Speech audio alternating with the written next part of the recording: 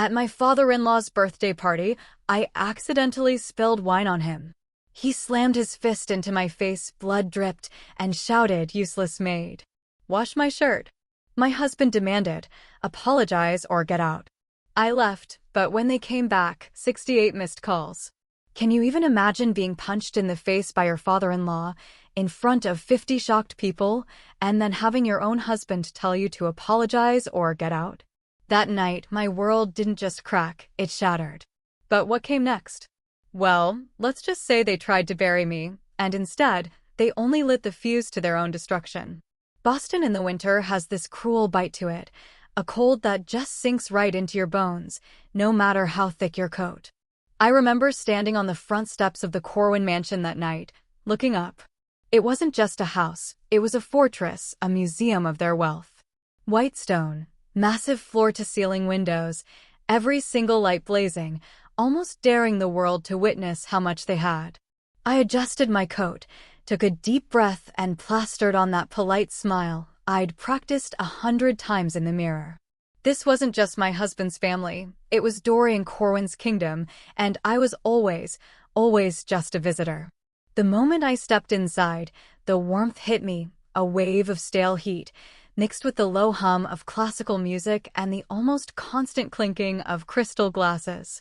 The laughter that floated through the air was so polite, so rehearsed, it felt hollow. I recognized the faces, of course.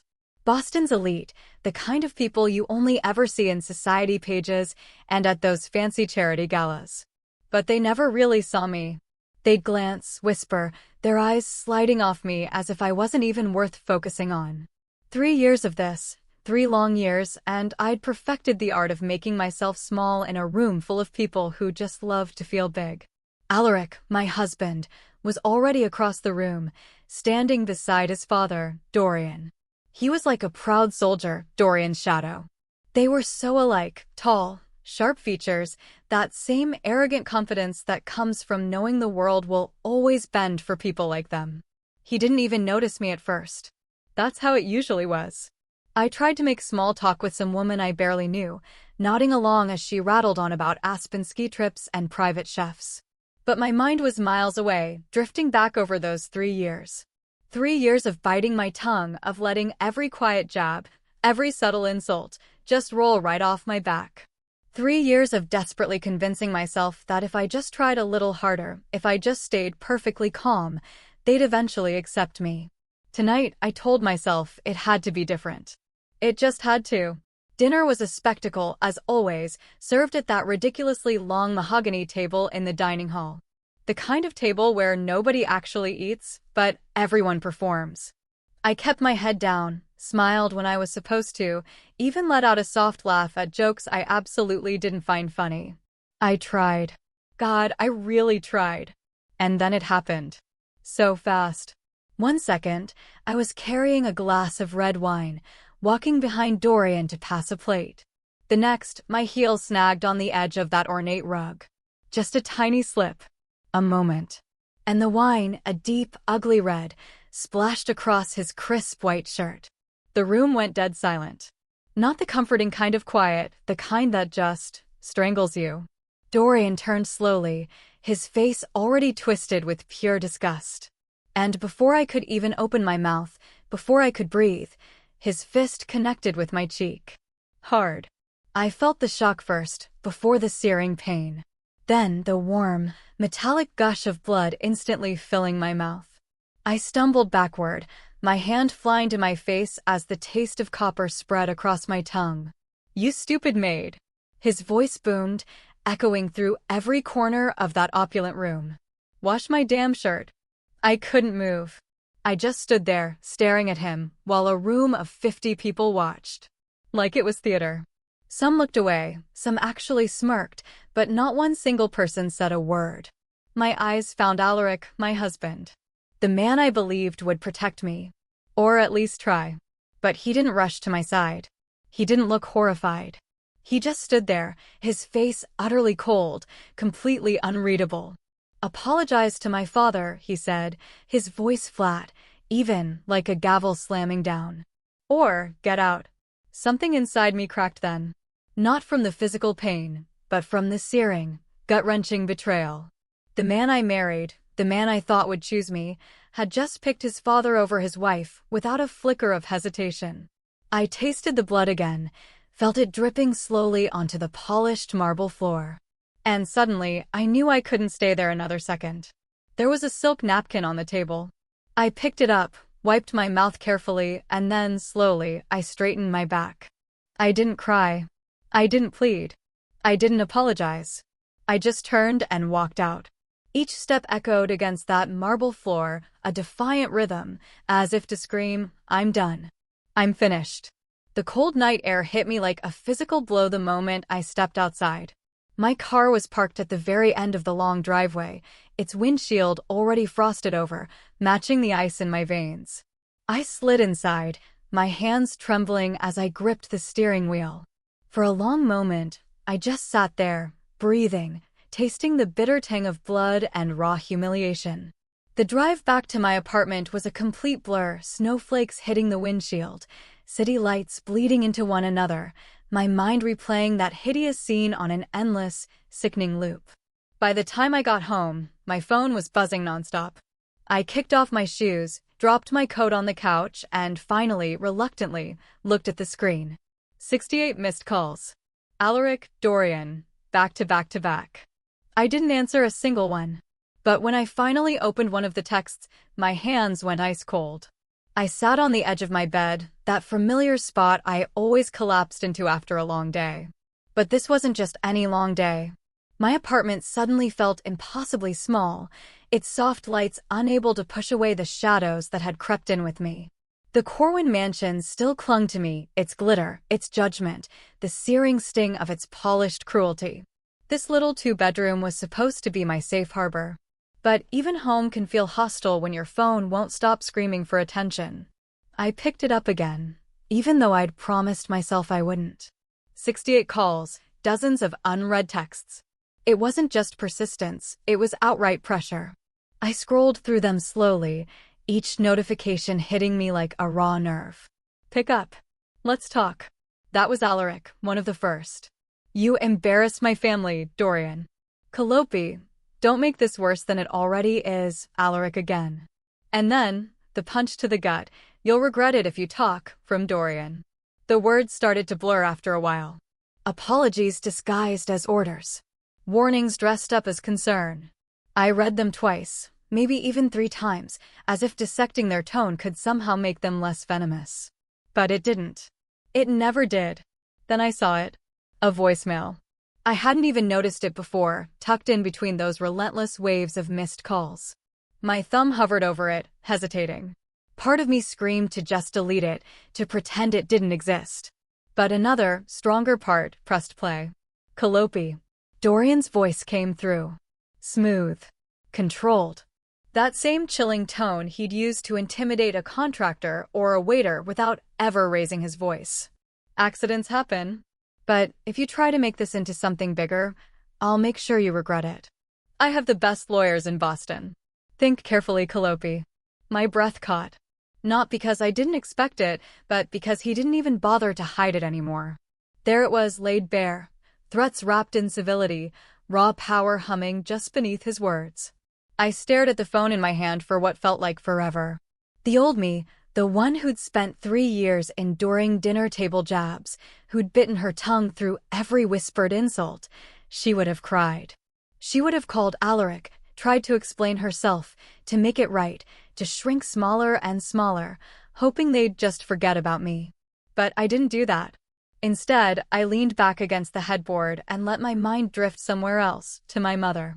It had been years since I lost her, but sometimes her voice would come back, a faint, unshakable melody. Never let them see you break. She used to say that when I'd come home from school, tears badly hidden behind a practiced smile.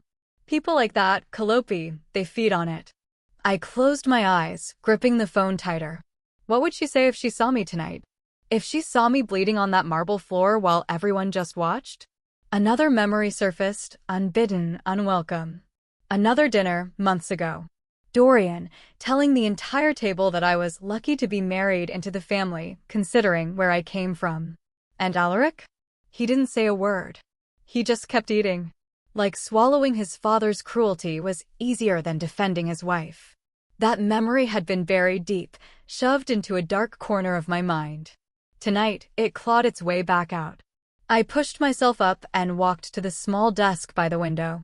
It was cluttered with old bills, unopened mail, a half-burned candle. And beneath it all, hidden under a stack of takeout menus, was a notebook. I hadn't touched it in a long time.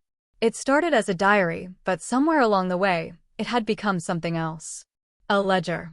A meticulous record of every slight, every insult Dorian had ever thrown my way. At first, I didn't even know why I kept it. Maybe for my sanity.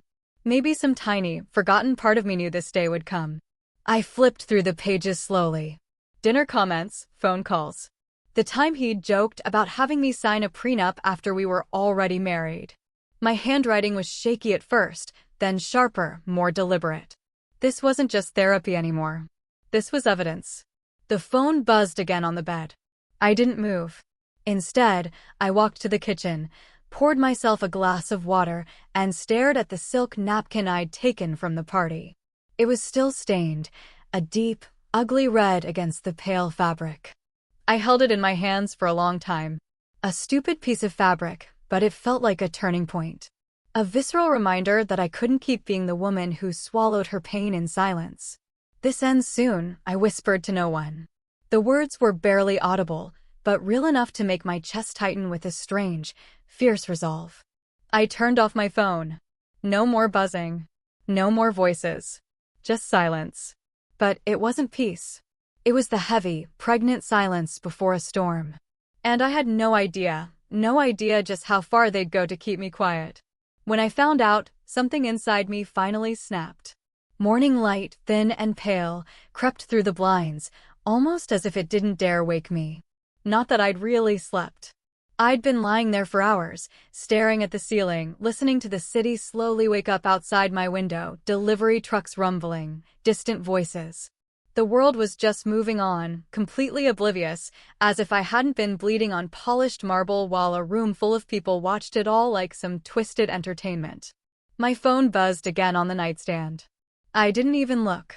The mere rhythm of those vibrations had become its own unique form of torture. Alaric's name, sometimes Dorian's. I didn't need to see the words. I already knew the tone. I'd heard it all before. Instead, I forced myself to get up. My body felt heavy, alien, like it belonged to someone else. But I moved anyway. In the kitchen, I poured stale coffee from yesterday into a mug and heated it in the microwave. The silence in my apartment, for all its emptiness, felt safer than their voices. But it was only skin deep. I opened my laptop, more out of habit than purpose.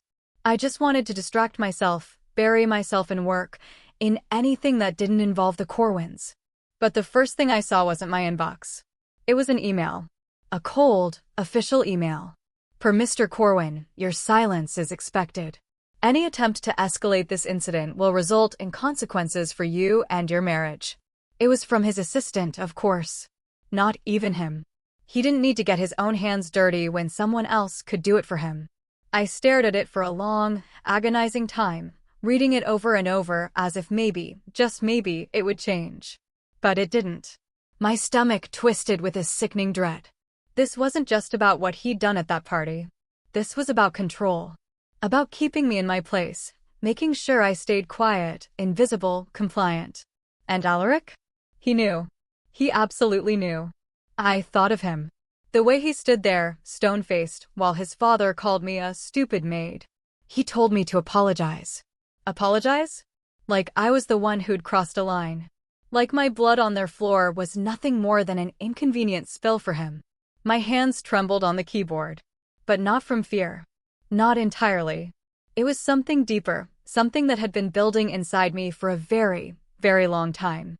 I closed my eyes, and another memory came back, uninvited, unwelcome. A dinner, months ago. An upscale restaurant in the city, one of Dorian's favorites, the kind of place where you could practically smell the money in the air. I remember the way the candlelight reflected off Dorian's cufflinks as he sat across from me, watching like a hawk. Alaric had slid a folded document across the table. Just legal housekeeping, he'd said, his voice so casual, like he was asking me to sign for a package. I'd looked at him confused. What is this? A prenuptial amendment, he'd explained. Nothing major, just clarifying some things. It's for everyone's protection. Everyone's protection. He meant his family. Not me. I'd felt the crushing weight of Dorian's gaze pressing down on me. He didn't say a word, but his smirk said everything. I wasn't his daughter-in-law. I was an outsider, being brutally reminded of my place. And I signed it. God, I hated remembering that. Hated knowing how small I'd made myself, how desperate I was to keep Alaric from slipping away. I thought compliance would buy me safety. I thought playing along would somehow make me part of them. All it did was hand them the tools to completely destroy me. The anger hit me then, sharp and clean, a powerful jolt. I walked back to my desk, the same one where I'd found the notebook last night. I pulled it out again, flipping past the messy entries of insults and dinners gone wrong. This time, I turned to a blank page. Document everything, I wrote at the top. My handwriting was steady now, resolute. Names, dates, words. It felt like reclaiming a piece of myself, a small victory. Then I reached for the small drawer on the side of the desk. Inside, tucked away under years of forgotten receipts, was a USB drive. I'd labeled it simply in case. It was a habit from my old life, before the Corwins. A way to protect myself when I felt the ground beneath me might give out. I held it in my palm for a long time, feeling its solid, comforting weight. If they wanted silence, they picked the wrong woman. But first, I needed to confront the one person I thought I could still trust. It took me nearly an hour to draft that text. Every single version I typed out sounded either too angry, too desperate, or just too much. But eventually, I sent it. Meet me. No Dorian, no excuses. His reply came quickly. Too quickly. Where? That one word told me everything I needed to know. He wasn't coming to apologize. He was coming to control the narrative. I chose a coffee shop in Cambridge, a neutral ground. Somewhere he couldn't raise his voice without attracting unwanted attention. When I got there, the smell of roasted beans and old wood hit me, comforting in its familiarity, yet jarring against my raw nerves. It was quiet for a Saturday morning, the kind of place where people came to work in silent concentration, laptops glowing between half-drunk cappuccinos. I picked a table by the window, sat with my back ramrod straight, my fingers tightly wrapped around a mug I hadn't touched. He walked in 10 minutes later, still in one of his perfectly tailored suits, though his tie was loose, as if that made him more approachable. For a fleeting second, I almost forgot why we were even here. Almost. Calliope, he said, his voice soft, almost like an olive branch. Alaric. I didn't offer a smile. I didn't stand. He sat across from me, folding his hands on the table like a man preparing for cross-examination. And it struck me then. He wasn't here as my husband. He was here as Dorian Corwin's son. Let's talk, he said. I leaned forward, my voice low but steady. Why didn't you do anything? He hit me, Alaric. In front of everyone. And you just stood there. His gaze darted to the table, to the window, anywhere but me. It was an accident. He was drunk. You know how my dad gets when he drinks. Something inside me didn't just splinter, it shattered. An accident? Are you kidding me? He called me a stupid maid, Alaric. That wasn't just his hand. That was everything he thinks of me, condensed into one horrific moment. He sighed, like I was the difficult one. You're making this bigger than it needs to be. If I just what? My voice came out sharper than I intended, but I didn't care anymore. If I just smile and pretend it didn't happen? If I just let your father humiliate me whenever he wants to? That got his attention. He finally looked at me, and in his eyes, I saw it. Not guilt. Not remorse. Just fear. You don't understand, he said, his voice dropping to a low, desperate whisper. My dad controls everything. The trust, the business, even parts of my career. If you push him, we both lose everything. The words echoed in my head. We both lose everything. And that was it. That was what this was really about. Not my dignity. Not my safety. His career. His money. His father's approval. Would you let anyone hit your sister and get away with it? I asked, my voice trembling now, but not from fear. From absolute, pure rage. Why is it different for me? Why am I the one who always has to bend? He rubbed his temples, a gesture of exasperation. Because this isn't just about you, Calliope. This is about keeping the peace. I laughed then. A bitter, hollow sound that I barely recognized as my own. Keeping the peace? You mean keeping your father happy, don't you? His expression hardened. If you love me, you'll make peace with him. Apologize, and we can move forward. Apologize. For a moment, I literally couldn't breathe. It was like all the air had been sucked out of the room. He reached for my hand, but I pulled back almost instinctively. That was it. The last cord between us snapped, quiet but utterly final. I stood up. My chair scraped loudly against the floor, a jarring sound in the otherwise silent room. He started to say my name, but I didn't let him finish. If staying married to you means surrendering to him, I said, my voice steady, clear, then I'll lose everything before I lose myself. I walked out without looking back. The brutal winter air burned my face as I stepped outside. And that's when I decided, if Alaric wouldn't fight for me, then I would damn well fight for myself. But I needed allies, and I knew exactly where to find them.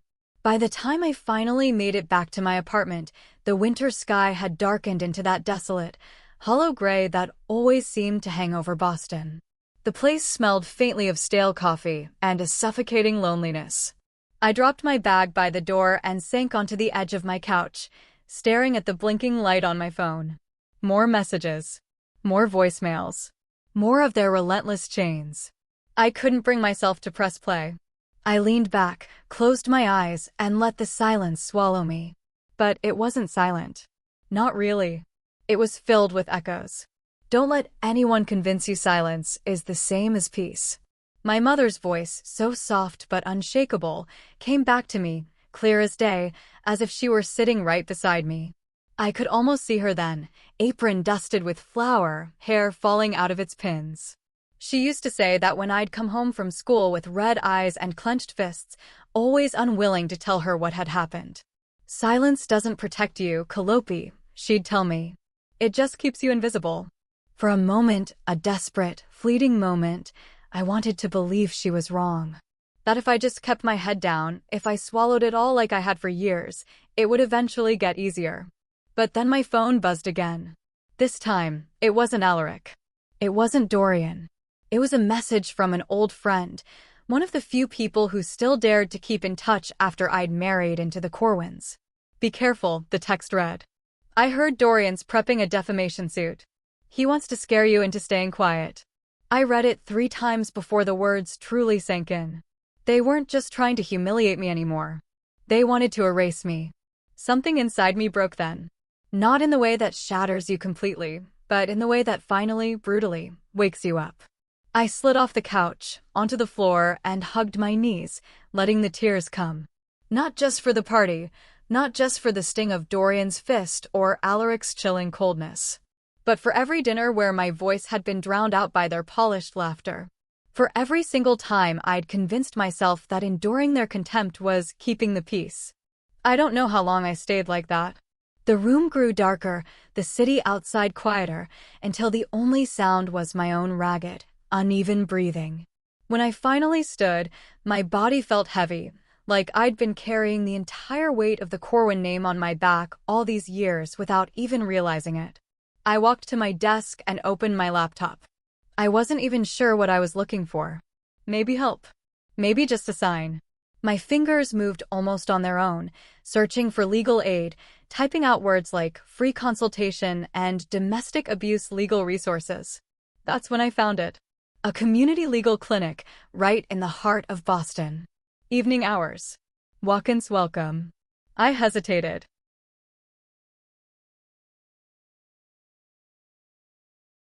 I was still in yesterday's clothes, my hair a mess, my makeup smudged from tears I hadn't even bothered to wipe away.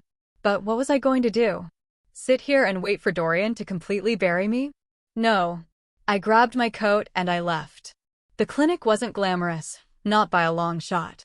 It was tucked between a laundromat and a discount shoe store, the kind of place you'd pass without ever noticing. Inside, it smelled of old paper and worn carpet, with posters about tenants' rights peeling slightly at the edges. I almost turned around. But then a voice called out, "Can I help you?" She was older, maybe in her late 60s, with sharp, perceptive eyes that seemed to notice everything. And her voice carried the kind of authority you don't earn from a title, but from surviving life itself. I need advice, I managed, my voice barely more than a whisper. "Sit," she said simply, gesturing to the chair across from her desk. Her name was Marjorie, a retired attorney who now volunteered at the clinic. I told her everything, or at least as much as I could manage without completely falling apart again. She didn't interrupt. She didn't give me the pitying looks I'd grown so used to. She just listened. When I finally stopped talking, she leaned back, folded her hands, and said, "You're not crazy. You're in a system designed to break you. But I've seen men like Dorian fall before." Her words cut through me, not like a knife, but like a sudden, blinding light. I didn't know if I entirely believed her, but for the very first time since that night at the mansion, I felt something other than utter despair. I left the clinic with Marjorie's card in my pocket, her words echoing in my head. I've seen men like Dorian fall before. If that was true, then I was going to make damn sure Dorian Corwin was next. The next morning, everything felt different. Not lighter, no. The crushing weight was still there, but now it felt like the kind of weight you start lifting on purpose. I woke up with a plan forming in my head, one shaky, but undeniably real step at a time. I made myself breakfast, an actual meal, not the stale crackers I'd been surviving on since that night. 2 scrambled eggs, toast, and coffee that wasn't reheated from the day before. It wasn't much, but it felt like reclaiming something vital. By mid-morning, I was back at the legal clinic. Marjorie was already there, sifting through papers behind her desk like a woman who hadn't truly retired. She looked up when I walked in, her sharp eyes softening for just a second before snapping back to their usual steel. "You came back," she said, as if she'd been expecting me all along. "I can't do this alone," I admitted, sliding into the chair across from her. "No one can," she replied simply. "Let's talk options." We spent the next hour meticulously going over what needed to be done, filing for a restraining order, documenting every single incident of abuse, even the ones I'd tried to convince myself weren't bad enough to matter. She kept repeating, "Patterns matter more than single events, Calliope. You've been in a system of control. The more we can prove it, the harder it is for him to spin this." Then she leaned back, crossed her arms, and said something that completely caught me off guard. "You should know, this isn't my first time dealing with Dorian Corwin." I blinked. "What do you mean?" "Years ago," she explained, "I represented one of his employees, a man who stood up to him after being harassed at work. Dorian blacklisted him, ruined his career. We lost the case because Dorian buried us in legal maneuvering, but—" She tapped her desk, a small, knowing smirk forming on her lips. "I still have the documentation. Old records, letters, evidence of how far he'll go when he thinks someone's a threat." My pulse quickened. "You kept it?" Marjorie nodded. "I don't throw away things that might be useful later. And Dorian Corwin always leaves a trail." For the very first time, it felt like we weren't just playing defense anymore. After leaving the clinic, I headed straight to the public library. I didn't even know what I expected to find, maybe nothing. But sitting in that quiet space, surrounded by the gentle hum of computers and the smell of old paper, I felt a strange calm, like I belonged somewhere again. I dug through public records, combing through years of business filings, charity reports, property ownership records. It was tedious, mind-numbing work. But then I saw it. A property transfer made under Dorian's name just days before the party. A luxury condo in Beacon Hill, quietly moved into a trust with no clear beneficiary. It looked like a blatant attempt to hide assets. I took out my phone and photographed everything. As I was gathering my things, my phone buzzed. "Alaric. Calliope, stop this madness before you ruin us all." I stared at it for a long moment. A week ago, that text would have gutted me. Today, it made me laugh. Short, cold, and utterly humorless. I wasn't afraid of his warnings anymore. That night, I sat with Marjorie again in her office. We spread out everything on the table, her old files, my photos, a growing list of dates, names, and connections. When you fight someone like Dorian, she said, sliding her glasses down to meet my eyes, you don't aim to win the first round. You aim to end the war. Her words echoed in my head long after I left. For the first time since all of this began, I felt the ground truly shift beneath me. Not because I was falling, but because I'd finally planted my feet. I wasn't just protecting myself anymore. I was building something bigger, something solid. A case. A weapon. And for the first time in weeks, I wasn't the prey. I was the hunter. But what I didn't realize, Dorian had already set his trap for me. The pounding on my door came before sunrise, shattering the fragile quiet. At first, I thought it was a neighbor, maybe a delivery left at the wrong apartment. But when I opened it, a man in a heavy overcoat stood there, an envelope in hand. His voice was clipped, practiced. "Are you Calliope Corwin?" The way he said my name made my stomach twist. "Yes, I managed." "You've been served." He pressed the thick envelope into my hands, turned, and left before I could even form a single word.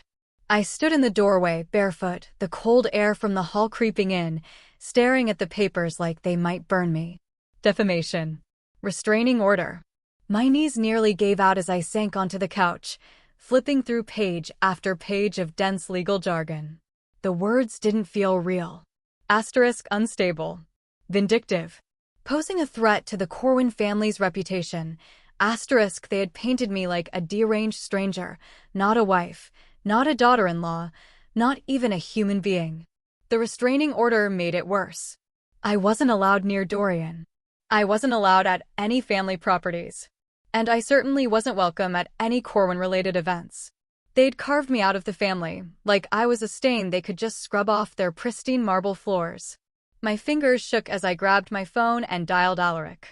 He answered after the second ring, his voice flat, devoid of emotion. "You brought this on yourself," he said, before I could even speak. "He warned you, Calliope. I told you to let this go." "Alaric," I choked out, "your father hit me. He humiliated me in front of everyone, and now he's trying to destroy me in court. And you." My voice broke, not from tears, but from pure, unadulterated disbelief. "You're fine with this?" There was a pause, then that same quiet, clipped tone. "I can't get between you and my father. You've made your choices. Now live with them." He hung up. I stared at the phone in my hand, as if it might explain how the man I married could suddenly sound so much like a stranger. The papers blurred as I tried to reread them. It wasn't just a lawsuit. It was a character assassination, a brutal attack on my credibility, my sanity, my entire sense of self. It felt like every single whisper I'd endured at their dinner table had been twisted, distorted, and turned into damning evidence. Emotional instability, disruptive behavior, vindictive personality. I wanted to rip it all up. I wanted to scream until my throat was raw. But instead, I grabbed my keys and drove straight to Marjorie's clinic. She didn't need me to explain. One look at me, clutching those papers, and she ushered me into her office, her eyes blazing with a familiar fire. "Let me guess," she said, flipping through the stack. "They're trying to make you look like the problem. They're saying I'm unstable, that I'm out for revenge, that I stopped," the words sticking in my throat. Marjorie's mouth pressed into a thin line as she reached for a folder on her desk. "Calliope, I need you to brace yourself." I pulled some strings and found out how they're backing this up. I nodded, though I already felt the crushing weight of what was coming. "They bribed one of the former housekeepers," she said, her voice hard. "Paid her to testify that you've had violent outbursts, that you've threatened Dorian before." For a moment, I couldn't speak. The room tilted. I had to grip the edge of the chair to ground myself. "They're building a case to make you look dangerous," Marjorie said softly. "It's ugly. But this is what men like Dorian do when they're scared." I let out a bitter, humorless laugh.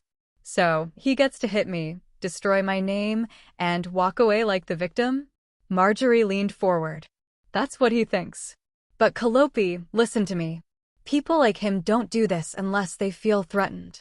You're getting to him. That means you keep going." Her words should have comforted me, but I felt hollow, utterly drained. The idea of standing in a courtroom while they dragged my name through the mud made me want to simply disappear. For one wild, desperate moment, I considered packing a bag, leaving Boston, and never looking back. No one would blame me for running. No one would even notice I was gone. But then I caught my reflection in Marjorie's office window. Tired, battered, but still there. Still me. If they're willing to bury me like this, I said quietly, a new strength in my voice, then they know I can hurt them. Marjorie gave a small, fierce nod. Exactly. And now we show them they picked the wrong woman. I walked out of that office with my hand still trembling. But for the first time that day, it wasn't from fear. It was from something else entirely. They wanted to bury me. Instead, they'd just lit the fire. And I was ready to burn everything they thought was untouchable. It all started a week before Christmas, back in Marjorie's office. Her space was as wonderfully cluttered as ever, files stacked high, half-drunk mugs of tea abandoned across her desk. I handed her the thick folder of documents I'd been compiling for weeks. Bank records, property transfers, correspondence that should have stayed private but hadn't. She leafed through them silently, the faintest smile on her lips betraying her thoughts.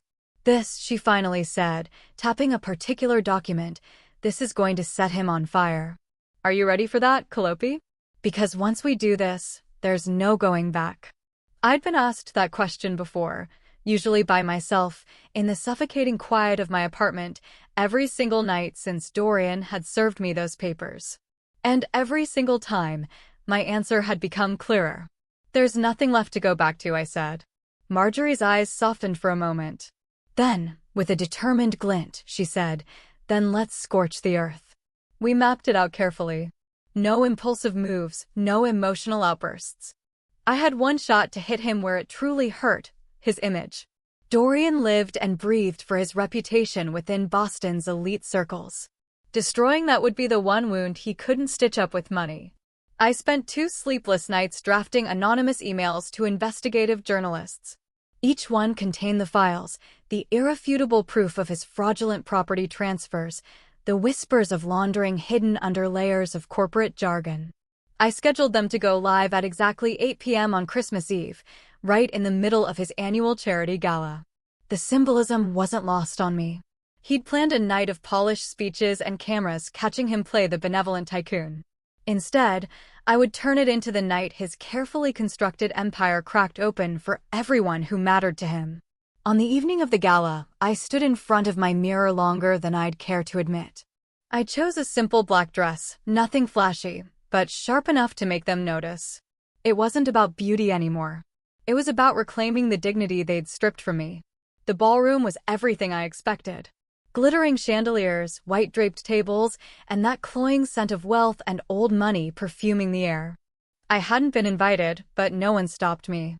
The Corwins had always been good at pretending. Alaric found me before I even reached the center of the room. He looked paler than I'd ever seen him. "What are you doing here?" he hissed, grabbing my arm. I pulled away calmly. Watching the show. His jaw clenched. "Calliope, this isn't the way." "It's the only way." I didn't wait for his response. Across the room, Dorian stood at the podium, radiating smug confidence as he thanked donors for helping the less fortunate. His voice boomed over the microphone, and I wondered if anyone else could hear the rot, the decay, beneath those carefully chosen words. Then it happened. At 8:03 p.m., his phone lit up. Then another. And another. He glanced at the screen, his expression flickering, the mask slipping just slightly. Around the room, other phones began buzzing. The news broke.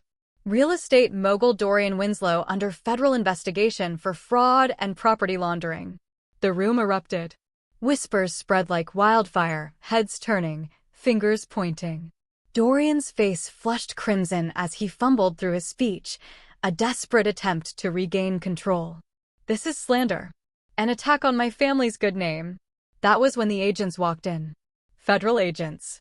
Calm, authoritative, with papers in hand. They served him a subpoena right there, under the crystal glow of his carefully crafted empire. Cameras flashed. Someone filmed as Dorian's voice cracked into a furious, guttural outburst, exactly the image of the powerful man unraveling that I wanted the world to see. I didn't stay to watch the full collapse. I didn't need to. As I walked out, Alaric called my name, but I kept going. For once, I didn't feel small, or silenced, or invisible. For the first time in years, Dorian wasn't untouchable. And I was finally, gloriously, visible. But when the dust settled, I still had to face what I'd lost. And what I'd truly gained. My new apartment was small.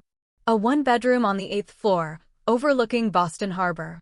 From my window, I could see the ferries crawling across the gray water, gulls swooping low like they owned the place. It was quiet here. Too quiet at first. The kind of silence that forces you to notice what's missing. For weeks, I'd been running on pure adrenaline. Now, there was just stillness. I sat at the edge of my bed that morning, barefoot, staring at the boxes I hadn't unpacked. My life, reduced to cardboard and tape.